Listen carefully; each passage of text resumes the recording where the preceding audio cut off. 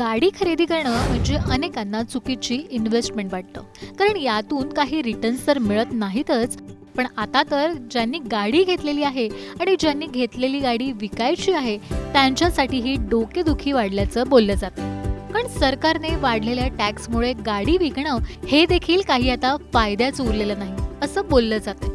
नेमकं या सगळ्याचं गणित काय सांगतं आणि हा विषय सर्वसामान्यांमध्ये सर्वाधिक चर्चेत का आहे तेच आता या व्हिडिओतून सविस्तर जाणून घेणार आहोत.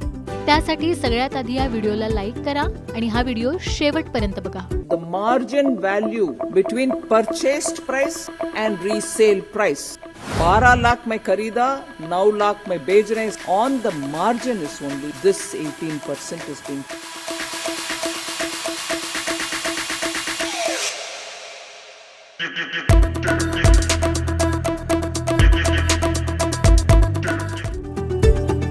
व्हिडिओच्या सुरुवातीलाच बघणार आहोत की गाड्यांच्या खरेदी विक्रीचा आणि वाढलेल्या टॅक्सचा विषय नेमका काय झालाय ते एका उदाहरणासहित सविस्तर समजून घेऊया. जैसे आपने 2014 में कार खरीदी, कितने में खरीदी? मान लीजिए आपने 6 लाख में कार खरीदी. ठीक है भाई, नई गाड़ी आप लेके आए. 2024 में आपने कार बेची. कितने में बेची भाई? अब पुरानी हो गई 10 साल कार, तो आपने कितने में बेची? 1 लाख में बेची. अब सरकार क्या कह रही है कि आपने खरीदा कितने में? 6 लाख में. बेचा कितने में? 1 लाख में. अंतर कितना हुआ दोनों के बीच? अंतर 5 लाख का हुआ. यानी आप 5 लाख रुपए के नुकसान पर कार को ऑलरेडी बेच रहे हैं. 6 लाख में खरीदे, 1 लाख में बेच रहे हैं, तो 5 लाख तो कमी हो गया. अब सरकार कह रही है कि ये जो डिफरेंस है 5 लाख का, इस पे 18% तुम टैक्स भरो. बेच रहे हो तो पब्लिक कह रही है कि ऐसे ही हम नुकसान में बेच रहे हैं. अब उस पर 18% टैक्स, यानी 5 लाख का आप 18% निकालिएगा. 5 लाख का 18%, तो वो कितना बैठेगा बॉस? 90,000 रुपया. 90,000 रुपया में टैक्स चला जाएगा सरकार को. मतलब 1 लाख रुपया में गाड़ी बेचे, 90,000 सरकार को दे देंगे. जो 10,000 रुपया बचेगा वो लोग वैसे ही कहेंगे कि कुछ पार्टी दो, कार बिक गई तुम्हारी पुरानी वाली. तो बचा क्या मेरे पास? पब्लिक पूछ रही है. पब्लिक कह रही है फिर वो 10,000 भी क्यों छोड़े, वो भी ले लीजिए, किसी टैक्स में एडजस्ट कर दीजिएगा. सेकंड हँड गाड्या खरेदी करणं याचं मोठं मार्केट भारतात आहे. अशातच आता वाढलेल्या टॅक्स कुणाला लागणार आणि कुणाला नाही लागणार यावरूनही तर्कवितर्कांना उधाण आले. याचंही उत्तर समजून घेऊया. पण नेमका सरकारने सेकंड हँड गाड्यांवरचा हा टॅक्स वाढवण्याचा निर्णय का घेतलाय तेही समजून घेऊ. हालांकि ये कहा जा रहा है कि जो लोग पुरानी कार बेचने के लिए रजिस्टर्ड नहीं है उन पर यह टैक्स नहीं लगेगा. सिर्फ रजिस्टर्ड वेंडर्स या प्लेटफॉर्म्स पर यह टैक्स लगेगा. ऐसा इसलिए क्योंकि यूज्ड गाड़ियों का मार्केट अभी 2.5 लाख करोड़ रुपए से ज्यादा है, जो 2028 तक करीब 6 लाख करोड़ रुपए हो जाएगा. इसलिए सरकार चाहती है कि टैक्स बढ़ाने से सरकार का रेवेन्यू बढ़ जाए, जिसका इस्तेमाल सरकारी योजनाओं में किया जाएगा. लेकिन पब्लिक पूछ रही है कि भाई आज की डेट में मतलब हर आदमी तो किसी ना किसी ऐप से रजिस्टर्ड कोई वेंडर है उससे ही तो टैक्स गाड़ी बेचता है.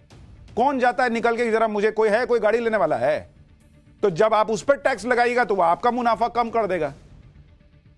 तो इनडायरेक्टली तो मेरे ही जेब से जा रहा है. लोग ये भी सवाल कर रहे हैं कि पहले तो हम सैलरी पर टैक्स देते हैं, फिर गाड़ी खरीदते हैं तो टैक्स देते हैं, अब पुरानी गाड़ी बेचने पर भी टैक्स बढ़ा दिया. नई गाड़ी खरीदते हैं तो पहले से ही दुनिया भर के टैक्स देते हैं. आपको एक उदाहरण बताता हूं. अगर आप 8 लाख रुपए की गाड़ी खरीदते हैं तो 28% जीएसटी यानी 2,24,000 रुपए तो आपका जीएसटी में जाता है. फिर उस पर सेस लगता है 1% यानी 8,000 रुपए. रोड टैक्स करीब 52,000 रुपए भरते हैं आप. इंश्योरेंस कराते हैं उस पर 45,000 रुपया भरते हैं. इंश्योरेंस पर 18% जीएसटी यानी करीब 8100 रुपया भरते हैं. सरकार को कुल टैक्स दिया 2,92,100 रुपया. 8 लाख की गाड़ी खरीदने में पैसा खर्चा हुआ, कुल टैक्स भरे 36.5%, तो 8 लाख की गाड़ी आपको मिली कितने में? 11,37,100 रुपया में. यानी नई कार पर हम ऑलरेडी जीएसटी दे रहे हैं, सेस दे रहे हैं, रोड टैक्स दे रहे हैं, सर्विस टैक्स दे रहे हैं. पेट्रोल खरीदते हैं तो उस पर सेस देते हैं, टोल पे चलते हैं तो टोल देते हैं, कार के लिए लोन लिया तो उस पर सर्विस टैक्स दे रहे हैं, पार्किंग में गए तो वहां पे पैसा भर रहे हैं. उसके बाद भी टैक्स वसूलने के नए नए तरीके खोजे जा रहे हैं. अब हर साल डेप्रिशिएट होती उस कार को जब बेचने जाइएगा तो उस पर भी टैक्स दीजिएगा, वो भी 12% से बढ़ाकर 18%. आता जे इंडिव्हिज्युअल टॅक्स आणि कॉर्पोरेट टॅक्स बद्दल बोलायचं झालं तर यातही झालेली वाढ डोळे पांढरे करणारी आहे. जे आता सगळ्यात जास्त टॅक्स भरतोय त्या मध्यमवर्गीय माणसाची अवस्था नेमकी काय झालीये याचंही गणित समजून घेऊया. आम आदमी जो टैक्स भर रहा था, जो आप इनकम टैक्स वगैरह भरते हैं, वो था 2.65 लाख करोड़. इतना इंडिविजुअल टैक्स होता था. 2024 में बॉस ये बढ़ के कितना हो चुका है इंडिविजुअल टैक्स? आज की डेट में ये बढ़कर हो चुका है 10 लाख करोड़ के पार जा चुका है. 10 लाख करोड़ के पार. यानी अगर आप देखेंगे तो पिछले करीब करीब 9 साल में जो ग्रोथ है पर्सनल इनकम टैक्स की, 294% इनकम पर्सनल इनकम टैक्स बढ़ गया बॉस. और कॉर्पोरेट टैक्स कलेक्शन कितना है? 2015 में 4 लाख 4.25 लाख करोड़ था. 2024 में कॉर्पोरेट टैक्स जो है 2024 में वो कितना है आपको पता है? 9.11 लाख करोड़. यानी जो इंडिविजुअल टैक्स है, आप और हम जो टैक्स दे रहे हैं, वो कॉर्पोरेट टैक्स से भी आगे चला गया है.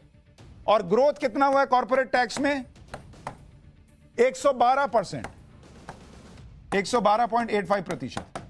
मतलब जो इंडिविजुअल टैक्स है वो पिछले 9 साल में 294% बढ़ गया और कॉर्पोरेट टैक्स 112% बढ़ रहा है, 113% बढ़ रहा है. यानी मिडिल क्लास भर भर के टैक्स दे रहा है. आता एकदा शांतपणे निर्मला सीतारामन यांनी आज सेकंड हँड गाड्यांच्या विक्रीवर नेमकं काय म्हटलंय तेही ऐका. The margin value between purchased price and resale price. 12 lakh में खरीदा, 9 लाख में बेच रहे हैं सेकेंड हैंड यूज्ड व्हीकल के नाम पर. On the margin is only this 18% is being put, as would be for any used car. So it is on the margin, not on the entire amount at which the car is being sold.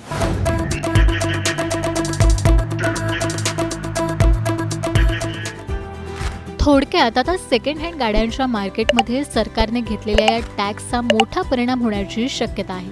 त्यावरून वेगवेगळ्या प्रतिक्रियाही social मीडियावर उमटू लागल्यात. तुम्हाला नेमकं या निर्णयाबद्दल काय वाटतं?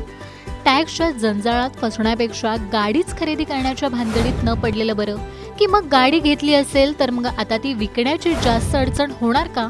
तुमचं मत काय आहे? कमेंट करून नक्की सांगा.